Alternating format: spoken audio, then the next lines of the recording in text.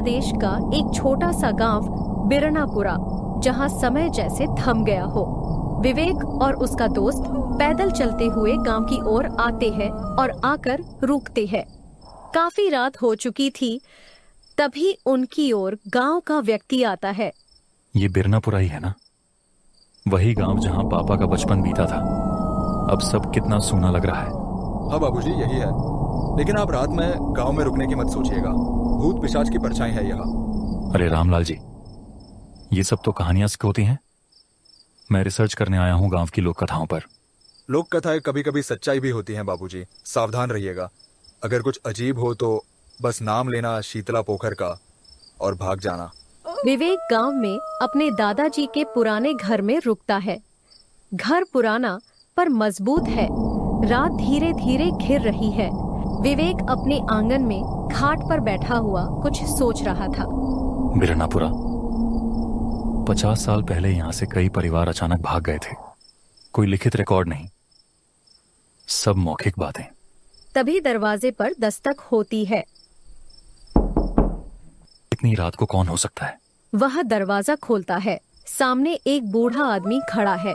झुकी कमर, लाल आंखें और चेहरे पर गहरी झुर्रियां। नाम माधो काका। तुम शंकर बाबू के पोता हो ना? जी, आप जानते हैं मेरे दादाजी को। सब जानते थे उन्हें, लेकिन तुम क्यों आए हो यहाँ? मैं रिसर्च कर रहा हूँ। गांव की लोक कथाओं पर सुना है कुछ रहस्य है इस गांव में। रहस्य नहीं बेटा, श्राप है ये गांव। और अब जब तुम आ ही गए हो तो तुम्हें सच जानना ही पड़ेगा। कौन सा श्राप? शीतला पोखर, वहां मत जाना। रात को तो बिल्कुल नहीं, वहां वो अब भी तड़पता है। अगली सुबह विवेक को रात की बातें बेचैन कर रही हैं। वह माधो काका को ढूंढने निकलता है। गांव के बाहर एक पीपल के नीचे माधो काका बैठे हैं। काका, आप वही हैं ना जो रात को मेरे घर आए थे? हाँ बेटा, मैं ही था। क्या नींद नहीं आई? नींद तो आई, पर सवाल जागते रहे। आप जो कुछ बोले वो सब समझ नहीं पाया। तो सुनो, अब जब तुम आ ही गए हो तो पूरी कहानी जान लो। करीब 60 साल पहले की बात है। जब मैं जवान था, गांव में एक साधु आया था। नाम था केशव बाबा। कोई नहीं जानता था वो कहां से आया। उसने पोखर के पास डेरा डाल लिया। फकीर टाइप? हाँ, लेकिन बात कुछ और ही थी। कुछ ही दिनों में गांव में अजीब घटनाएं होने लगीं। जानवर मरने लगे, बच्चे बीमार होने लगे। और फिर एक दिन क्या हुआ? एक औरत, सरोज, गांव की सबसे सुंदर लड़की, पोखर में डूब गई। पर उसकी लाश कभी नहीं मिली। उस दिन से कहते हैं पोखर से औरत के रोने की आवाज आती है।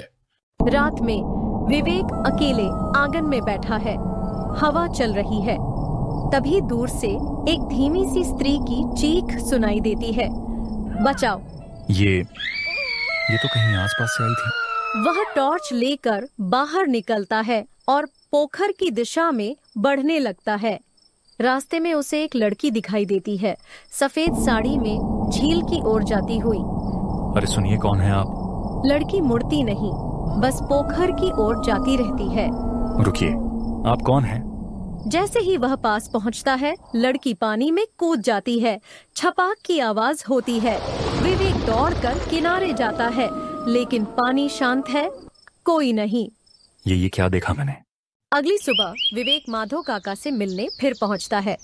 काका, मैं पोखर गया था। वहां मैंने किसी औरत को देखा। उसने पानी में छलांग लगाई लेकिन गायब हो गई। वो सरोज थी। क्या? उसकी आत्मा अब भी पोखर से मुक्ति नहीं पा सकी है। कहते हैं जब तक उसका कातिल पकड़ा नहीं जाता, वो हर अमावस की रात पोखर में डूबती है। पर उसका कातिल कौन था? सच तो किसी को नहीं पता, लेकिन शक हमेशा उस साधु पर रहा। गांव वालों ने उसे मार डाला था, पोखर के पास ही। तो क्या वो भी? हाँ, उसी दिन से वहां 2 आत्माएं बसी हैं, एक मासूम की और एक पिशाच की। गांव का एक पुराना खंडहर नुमा पुस्तकालय, जहां विवेक पुराने दस्तावेज ढूंढ रहा है। जरूर कुछ ना कुछ लिखा होगा। ये सब यूं ही नहीं हो सकता। हाँ, ये क्या है? शंकर लाल की डायरी, यानी उसके दादाजी की। केशव साधु असल में साधु नहीं था। गांव की लड़कियों को सम्मोहित करता था। सरोज को भी उसी ने बुलाया था पोखर पर, लेकिन वो लौटी नहीं। मैंने उसे रोका, लेकिन देर हो गई थी। गांव वालों ने मिलकर उसे मार डाला। तभी पीछे से आवाज आती है, अब तुम जान गए, इसलिए वो तुम्हें छोड़ेगा नहीं। काका, क्या दादाजी ने यह सब छुपाया था? हाँ बेटा, वो शर्मिंदा थे, लेकिन उन्होंने सच लिखा ताकि कभी किसी को जरूरत पड़े तो पढ़ सके। अगली रात पोखर किनारे, अमावस की रात, चारों ओर घना अंधेरा। विवेक पूजा की थाली लेकर पहुंचता है, साथ में माधव काका भी है। क्या ये आत्मा की शांति के लिए काफी होगा?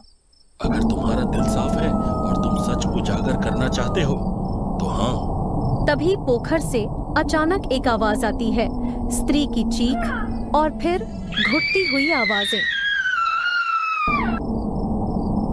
क्यों? मुझे क्यों मारा गया? किससे कहूँ अपना दुख?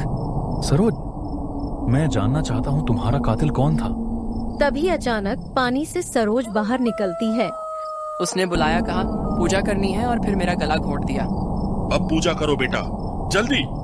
तभी केशव भी तालाब से बाहर आता है और गुस्से से कहता है, तुम लोग मेरी शांति क्यों भंग कर रहे हो? तूने एक मासूम को मारा, अब शांति तुझे नहीं मिलेगी। उसने इनकार किया था, वो मेरी नहीं हुई तो किसी की नहीं। दोनों आत्माएं आमने सामने। गांव का आसमान काला हो गया है, बिजली कड़क रही है। तूने मेरी जिंदगी छीनी, अब मैं तुझे नहीं छोड़ूंगी। सरोज और केशव की आत्माएं टकराती है, हवा तेज चलने लगती है। माधव काका बेहोश हो जाते हैं। सरोज, बदला मत लो, मुक्ति लो। ये पूजा तुम्हारे लिए है, ताकि तुम्हें शांति मिले। सरोज उसकी ओर देखती है, कुछ पल को शांत हो जाती है। क्या मैं आजाद हो सकती हूँ? हाँ, सच सबके सामने आ गया है, तुझे अब कोई रोक नहीं सकता। सरोज की आत्मा शांत होकर वहां से चली जाती है और केशव भी वहां से चला जाता है। अगली सुबह गांव में पहली बार सूरज की किरणें शांत रूप में फैलती हैं। माधव काका होश में आ चुके हैं। गांव वाले धीरे धीरे लौटने लगते हैं। सब ठीक लग रहा है काका? अब ये गांव फिर से जीवित हो पाएगा। मृत ग्राम अब बिरनापुरा बन चुका है। बाबूजी, आपने गांव को बचा लिया, सरोज दीदी को मुक्ति दिला दी। कुछ दिन बाद विवेक गांव छोड़ने की तैयारी करता है। दादाजी, आपने जो सच छुपाया वो अब दुनिया के सामने है। कभी भूल मत जाना बेटा, कहानियां बस कहानियां नहीं होती, कुछ कहानियां गांव की आत्मा होती है। और मैं अब जानता हूँ, आत्मा कभी झूठ नहीं बोलती।